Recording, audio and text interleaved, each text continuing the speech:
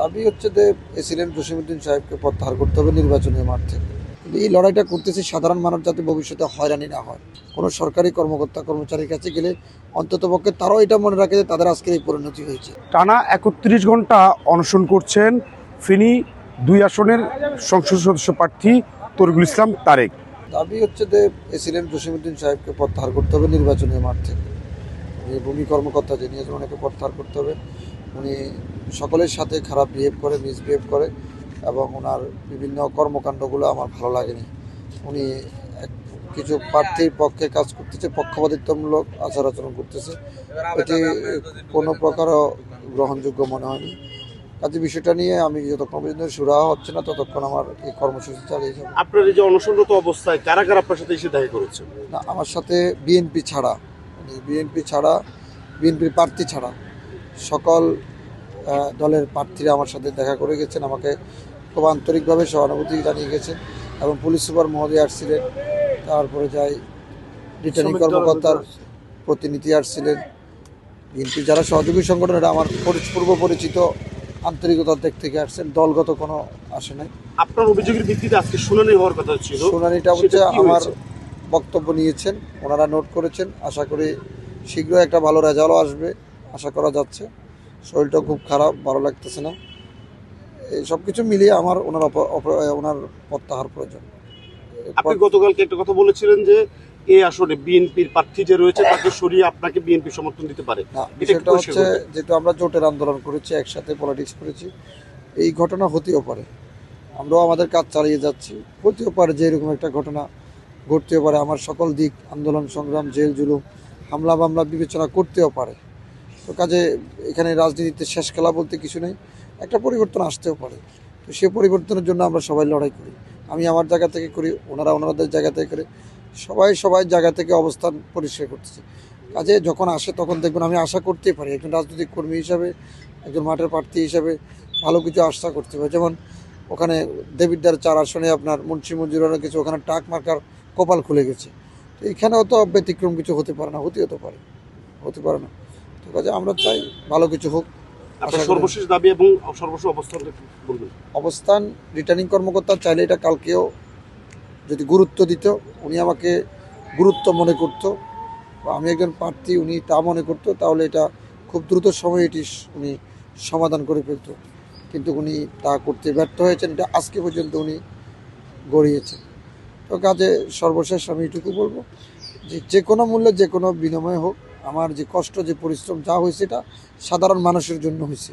আমি সাধারণ মানুষের জন্য লড়াই করতেছি। এই লড়াইটা আমার একার নয়, এটা সাধারণ মানুষের লড়াই। আমার তো কোনো কিছুর অভাব নেই, থাকার অভাব নাই, খাওয়ার অভাব নাই, টাকার অভাব নাই, ব্যবসা বাণিজ্যের অভাব যা আছে আলহামদুলিল্লাহ শুক্রিয়া। কিন্তু এই লড়াইটা করতেছি সাধারণ মানুষ যাতে ভবিষ্যতে হয়রানি না হয়। আমি সাধারণ মানুষের জন্য এটা লড়তেছি, যাতে সাধারণ মানুষ ভবিষ্যতে কোনো সরকারি কর্মকর্তা কর্মচারীর কাছে গেলে অন্ততপক্ষে তারাও এটা মনে রাখে যে তাদের আজকের এই পরিণতি হয়েছে।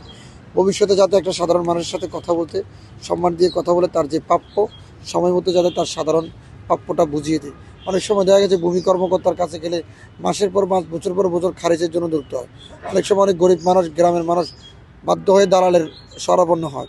তো এই সব কিছু মিলিয়ে আমরা চাই যে দায়িত্বশীল কর্মকর্তারা দায়িত্বশীল আচরণের মাধ্যমে দায়িত্বশীল ভূমিকা পালন করে, মানে তাদের প্রজাতন্ত্রের কর্মচারী হিসেবে তারা সকল মানুষকে ভালো সার্ভিস দেবেন এই প্রত্যাশা করি।